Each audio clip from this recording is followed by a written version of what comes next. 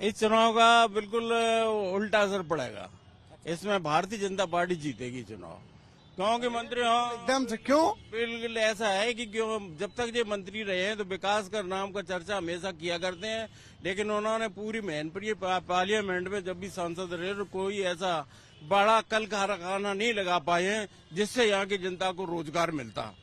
कि चचा भतीजे के बीच में जो झगड़ा था, अब भतीजा पैर छूने लगा, चचा कह रहे हैं हम जिंदगी भर तुम्हारे साथ।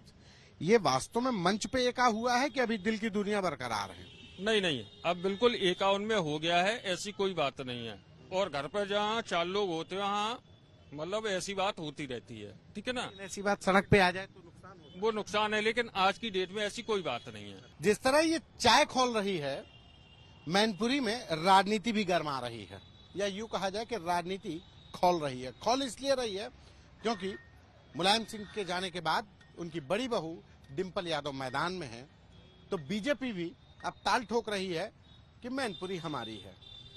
राजनीति की बात हो और चाय पर चर्चा ना हो तो कुछ मामला जमता नहीं है।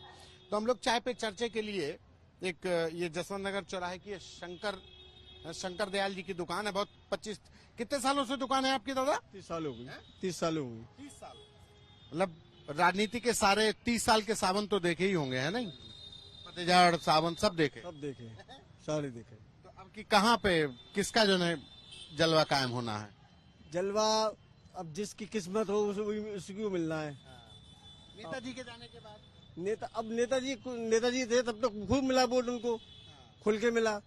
अब नेताजी के बाद अब तो अखिलेश यादव जी है, अभी तक मुख्यमंत्री रहे 5 साल, उन्हें एक दिन भी आए यहाँ नहीं आए। जनता के खिलाफ वो लेते थोड़ा बहुत तो लेते। हाँ, कुछ नहीं, ऐसा कुछ हुआ ही नहीं। विकास कुछ हुआ जसवंत नगर? ये तो शिवपाल यादव का, शिवपाल यादव ने कराया। हाँ जी, उनका अभी भी कहते हैं हम, वे अभी खड़े हुए हैं, अभी भी जीतेंगे। अच्छा, शिवपाल यादव खड़े हो जाए जीत जाएंगे, लेकिन बाकी नहीं, नाराजगी।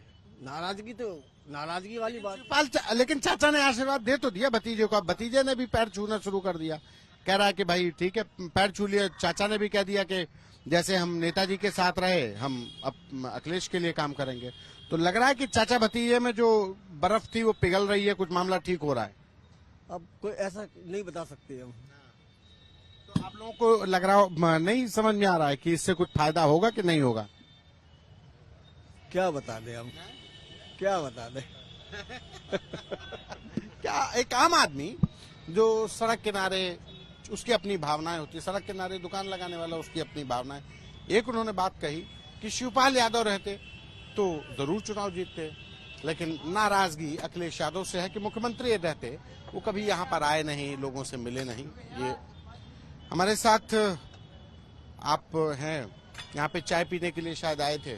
चाय पीने आए थे। क्या नाम है आपका सर? डॉक्टर राज बहादुर यादव। अच्छा, राज बहादुर यादव जी, ये बताइए कि अब आपने तो बहुत सारे चुनाव देखे होंगे, मुलायम सिंह यादव के साथ वाला चुनाव, मुलायम सिंह यादव का चुनाव, और अब मुलायम सिंह यादव के बिना चुनाव, क्या हो रहा है चुनाव में? इस चुनाव का बिल्कुल उल्टा असर पड़ेगा। इसमें भारतीय जनता पार्टी जीतेगी चुनाव, क्योंकि मंत्री एकदम से क्यों? बिल्कुल ऐसा है कि क्यों जब तक ये मंत्री रहे हैं तो विकास का नाम का चर्चा हमेशा किया करते हैं, लेकिन उन्होंने पूरी मैनपुरी पार्लियामेंट में जब भी सांसद रहे तो कोई ऐसा बड़ा कल कारखाना नहीं लगा पाए हैं जिससे यहाँ की जनता को रोजगार मिलता। और भारतीय जनता पार्टी अपने दम पर, काम और विश्वास के दम पर और गुंडागर्दी के अंतिम दम पर सारे मतलब जो उदाहरण है उनको लेकर जनता के बीच में जाकर हम भारतीय जनता पार्टी यहाँ से अपना कैंडिडेट रघुराज सिंह यादव को भारी बहुमत से बिताने जा रही है। लेकिन आप जैसे दावा कर रहे हैं कि रघुराज सिंह शाह के यहाँ से जीतेंगे, तो इतना जो है अगर गुंडा राज और विकास नहीं था तो इतने सालों से कैसे यहाँ पे चल रहा था? समाजवादी पार्टी का गढ़ है, ये घर है उनका। यहाँ पर तो बड़े बड़े पसीने छूट रहे हैं। आने वाले दिनों में मुख्यमंत्री यहाँ पे 3-3 जनसभा करेंगे। अरे जनसभाएं करेंगे तो हमारे योगी जी भी सभाएं करने जा रहे हैं। 28 तारीख के बाद में आएंगे, 3 तारीख तक सभा पे सभाएं होंगी। यहाँ का कुछ असर होगा? हाँ, बिल्कुल असर होगा। जनता को एकदम बताएंगे कि मैंने भारतीय जनता पार्टी जब तक उत्तर प्रदेश में सरकार बनी है तब तक हमने क्या काम किया है। ये सारी बातें लेकर जनता के बीच में भारतीय जनता पार्टी के लोग आज जा रहे हैं। आज ये मुलायम सिंह के जाने का एक जो कहते हैं इमोशनल कार्ड, क्या लोगों को वो इमोशनल कार्ड नहीं, लोगों मुलायम सिंह के जाते ही लोगों का संबंध छोड़ देंगे, वो जो लगाव था मुलायम सिंह यादव का वो टूट जाएगा, भाजपा तोड़ देगी उसको? ऐसा है कि पहले मंत्री जी जब यहाँ पर थे तो मंत्री जी का एक जनता के बीच में सारी जातियों में पकड़ था, सब जातियों में उनकी पकड़ थी, सब जातियों को लेकर वो हमेशा चला कर देते थे। लेकिन अब वो बात नहीं रही है, अब उसमें बहुत फर्क हो गया है। मंत्री जी की बात में और अखिलेश जी की बात में बहुत फर्क हो गया है। ऐसी बात नहीं है, अखिलेश जी पूरे 5 साल मुख्यमंत्री काल में जसवंत नगर नहीं आए। अब उन्हें जब उनकी पत्नी चुनाव लड़ने के लिए मैदान में आई तब वो जसवंत नगर में आए हैं। अच्छा देखिए, ये जो है, आपका क्या नाम है सर? सुनील कुमार चौधरी। आप चेयरमैन है यहाँ के, जसवंत नगर के अभी मौजूदा चेयरमैन है। देखिए बातचीत हो रही थी तो सुनील कुमार जी आ गए हमारे पास, तो इनसे भी बात कर लें, क्योंकि चेयरमैन मतलब कि जनता का एक जैसे गांव में प्रधान होता है ना, तो वो चेयरमैन अभी ये शहर के प्रधान है। तो ये बताइए सुनील भाई कि क्या आपकी मुलायम सिंह के जाने के बाद कुछ मोह भंग हो रहा है क्या लोगों का यहाँ से? नहीं, ऐसी कोई बात नहीं है, ठीक है ना। और जो भाई माननीय विधायक जी हैं, क्षेत्रीय विधायक जी, ठीक है ना जी, ठीक है ना, तो हम तो उन्हीं के साथ में हैं, तन मन धन तीनों से। आपका तो अकेला वोट होगा ना, कि आपका तो अकेला वोट होगा ना, तो उसका साथ देंगे, लेकिन हम पब्लिक की बात कर रहे हैं। हाँ, अब जो पब्लिक है वो भी उनके साथ में है। अच्छा, शिवपाल यादव के आप नेताजी कह रहे हैं कि हमारे नेताजी, तो एक चीज बताइए कि चचा भतीजे के बीच में जो झगड़ा था, अब भतीजा पैर छूने लगा, चचा कह रहे हैं हम जिंदगी भर तुम्हारे साथ, ये वास्तव में मंच पे एका हुआ है कि अभी दिल की दुनिया बरकरार है? नहीं नहीं, अब बिल्कुल एकाउन में हो गया है, ऐसी कोई बात नहीं है। और घर पर जहाँ 4 लोग होते हैं वहाँ मतलब ऐसी बात होती रहती है, ठीक है ना। ऐसी बात सड़क पे आ जाए तो नुकसान हो? वो नुकसान है, लेकिन आज की डेट में ऐसी कोई बात नहीं है जी। चलिए, और भी लोग हैं। आपका नाम क्या है दादा? ऋषिकांत चतुर्वेदी। अच्छा, ऋषिकांत चतुर्वेदी हैं। लीजिए, पंडित जी भी मिल गए। आपकी यहाँ पे ब्राह्मणों का कितना वोट है? ब्राह्मणों का जसवंत नगर विधानसभा में लगभग 22,000 वोट और लोकसभा में, मैनपुरी लोकसभा पे अगर हम बात करें, 1 लाख वोट है। 1 लाख से ऊपर, मतलब डिसाइडिंग है पंडित जी लोग। तो ये बताइए कि इस बार मुलायम सिंह यादव के जाने के बाद जो चुनाव हो रहा है, इसमें बीजेपी, आपसे भी वही सवाल कि बीजेपी कह रही मैनपुरी हमारी, ऐसा कभी नहीं हो पाएगा, क्योंकि बीजेपी ने काम क्या किया है। बीजेपी ने काम के नाम पे जो उनके टाइम में जो रोडें बन गई हैं, उनकी मरम्मत तक तो आज तक करा नहीं पाई हैं, तो इनसे क्या उम्मीद रखी जाएगी। और रही बात यह कि मैनपुरी लोकसभा एक मामूली लोकसभा नहीं है। मैनपुरी की अगर पहचान इस देश में बनी है तो माननीय नेताजी की वजह से, मुलायम सिंह जी की वजह से बनी है।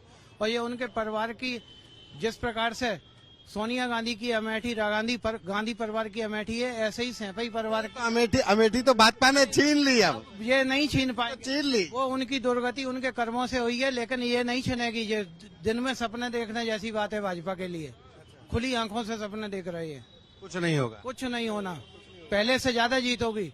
नहीं तो रघुराज शाक के हैं, शाक के यहाँ पे बड़ा वोट बैंक है, वो तो बिल्कुल एकदम से कि शाक के करेगा। आपको मैं एक चीज बताना चाहता हूँ कि मैनपुरी लोकसभा का चुनाव जाति समीकरण पर नहीं है, जैसा कि भाजपा वाले भ्रमित करते हैं कि इतने ब्राह्मण, इतने ठाकुर हो गए, इतने शाक्य हो गए। ये जाति समीकरण से नहीं है, यहाँ जाति बंधन से अलग हटकर चुनाव है। क्योंकि कैसे? मैनपुरी की प्रतिष्ठा और मैनपुरी का जो के नाम से जो लोकसभा में का जो सम्मान है, वो सैंपई परिवार की वजह से है, न कि भाजपा की वजह से। जी, आपका क्या नाम है भाई? मेरा नाम बिल्लू यादव है। अच्छा, बिल्लू यादव। तो यादव जी भी हैं। ये बताइए बिल्लू भाई कि क्या होने वाला है? भाभी जी रिकॉर्ड में तो उसे जीत रही हैं जी। भाजपा कह रही है मैनपुरी हमारी। अरे कब थी उनकी? अब वो कह रहे हैं कि नेताजी के जाने के बाद अब सारे रिश्ते किनारे, मैनपुरी हमारी। ये कल माननीय राष्ट्रीय अध्यक्ष जी की मीटिंग थी यहाँ, तो अध्यक्ष जी बोल रहे तो उन्हें पता नहीं कौन सी बीमारी हो गई है, परिवार से अलग रहो तो कहते हैं ये परिवार नहीं संभाल पा रहे हैं। तो जब अपना परिवार नहीं संभाल रहा है इनसे, तो ये राजनीति क्या संभालेंगे? प्रदेश को क्या संभालेंगे ये? और अब चाचा और भतीजे जब एक मिल गए हैं तो अब कह रहे हैं ये परिवारवादी हैं। जो रघुराज सिंह साग के यहाँ जो लड़ रहे हैं, ये अपने मौजा में प्रधानी नहीं जीत पाएंगे, उनकी ये कंडीशन है। आप जाके पता कर लीजिए जाके उनकी। और रही बात उनकी जीतने की, अगर परिवारवादी होते तो उन्हें 2 बार सांसद और 1 बार विधायक बनाया, तब परिवारवादी नहीं थे। अच्छा रघुराज साहब के तो आप ही के कुनबे से चिटक, मतलब आप जैसे कह रहे हैं कि भाभी जी जीतेंगे तो हम तो यही कहेंगे आप उन्हीं के कुनबे के। तो ये बताओ आपके कुनबे से चिटक के चले गए भाजपा में, और ऐसा क्यों हो रहा है? एसपी सिंह बघेल वो भी आपके कुनबे से चिटक के चले गए, तो आप ही के लोग आपको क्यों ताल ठोक देते हैं? ऐसा है, यहाँ पे ये खासकर यहाँ पे बड़ा समस्या है। ऐसा है, ये लोग स्वार्थी लोग हैं। 2012 में टिकट मिला, 17 में जाके मिला नहीं तो फिर रूठ गए कि हमें टिकट क्यों नहीं मिला। उसी दिन से नाराजगी होने के बावजूद भी इसीलिए वो उन्होंने सपा छोड़ के चाचा के साथ, मतलब माना कि हम लोगों में झगड़ा हो गया था, प्रसपा सपा दोनों बन गई, चाचा के साथ हो गए। चाचा के साथ होने के बावजूद भी अब टिकट ना मिलने का फिर बोले हम तो बीजेपी में जाएंगे। बीजेपी भी यही कह रही है, उपचुनाव में दे दिया, बलि का बकरा बना दिया उन्हें। वहां होना कुछ नहीं है। अब ये भविष्य में कभी भी मांग नहीं कर पाएंगे कि हमें भी टिकट चाहिए। सीधी बात ये है, और कुछ नहीं है इनका। ये भविष्य में कभी ये डिमांड नहीं कर पाएंगे मुझे भी टिकट चाहिए। और देख लेना आप, यही कंडीशन इनकी होगी। अच्छा, ये जो परिवार का जो झगड़ा है लगता है खत्म हो गया कि सिर्फ अभी चुनाव की वजह से? अभी ताजा नेताजी गए हैं तो एक इमोशनल अटैचमेंट तो होता ही है, लेकिन बाद में जब महत्वाकांक्षाएं बढ़ती हैं तो कुछ ये एका बरकरार रहेगा 2024 तक? देखो ऐसा है, हम लोगों की तो यही सोच है भाई, एका बरकरार बना रहे, ठीक है ना। और रही बात एका की, कल भी राष्ट्रीय अध्यक्ष जी आए थे, जो उनकी भाषा शैली थी, जिस हिसाब से वो बात कर रहे थे, और मुझे तो लगता नहीं है कि अब इन लोगों में अलग अलग कोई ऐसी बात होगी। जी, मुझे तो लगता नहीं है। हो गया एका।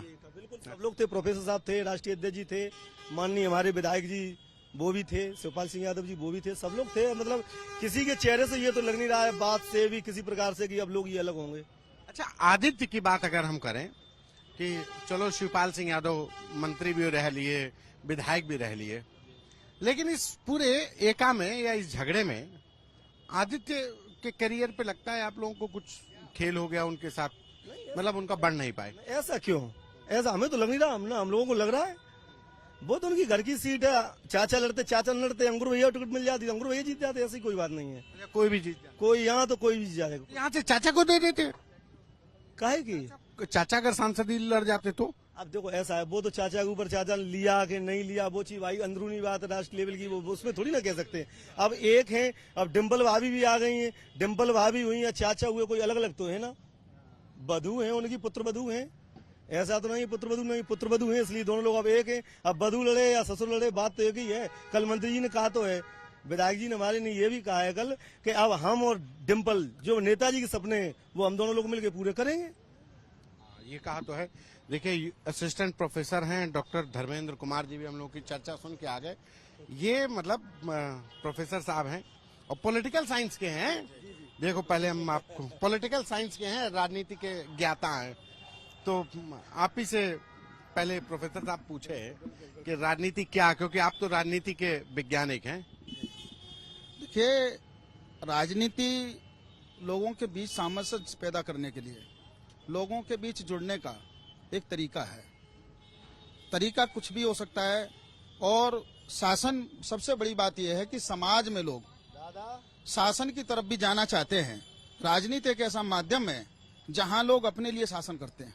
अच्छा, राजनीति की बात कर रहे हैं तो क्या इस बार मैनपुरी सीट और खास करके जसवंत नगर, या इस बार बीजेपी मतलब जिस तरीके से दावा कर रही है, क्या लोगों का वास्तव में रुझान विकास, कानून व्यवस्था और तमाम चीजों पे जा रहा है कि नहीं?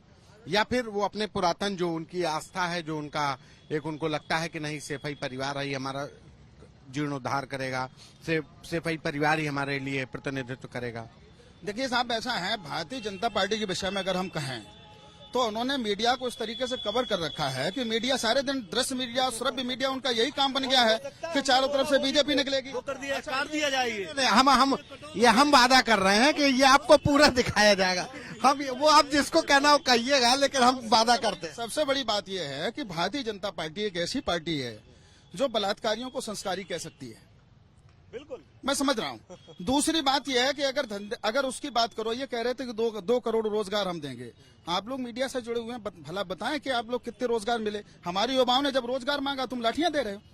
और मैं तो ये कहना चाह रहा हूँ, उस समय जब आज संसदीय चुनाव की बात हो रही है, मैंने ये मंच से भी कहा था, अखिल भारतीय मंच का कभी भी हूं, मैंने मंच से भी इस बात को कहा था कि जब किसान हो सड़कों पर तो संसद का उपयोग कहाँ है? किसानों पे लाठियां बांधी जा रही थी, अब वही भारतीय जनता पार्टी जो आज इस तरीके का प्रोपेगेंडा कर रही है कि जब किसान हो सड़कों पर तो संसद का उपयोग कहाँ है, और रोजगार को युवा भटकते शिक्षा का उपयोग कहाँ है, और दुष्कर्मों के बाद बेटियां आधी रात जला दी जाएं तो पूछ रहा है जनगण का मन न्याय कहाँ और धर्म कहाँ है। ये भारतीय जनता पार्टी के विषय में नहीं, मैं उस शासन के खिलाफ, कोई भी हुकूमत है, मैं उस पूरी हुकूमत से ये प्रश्न करना चाहता हूँ। आपका भी दायित्व है कि इनसे प्रश्न करें, क्या ये 2 करोड़ रोजगार दे पाए? क्या महिलाओं की सुरक्षा की जो गारंटी की बात कर रहे थे, क्या गारंटी दे पाए? क्या कारखाने या दूसरे तरीके की व्यवस्थाएं प्रत्येक विधानसभा और लोकसभा संसदीय क्षेत्र में कहीं भी इस तरीके की व्यवस्था कर पाए? अगर नहीं कर पाए तो सिर्फ इनके पास एक प्रोपेगेंडा है, उस प्रोपेगेंडा के माध्यम से, प्रेस के माध्यम से हम लोगों को वर्गलाया जाता है और लोगों के सामने ये कि हम जीत ही रहे।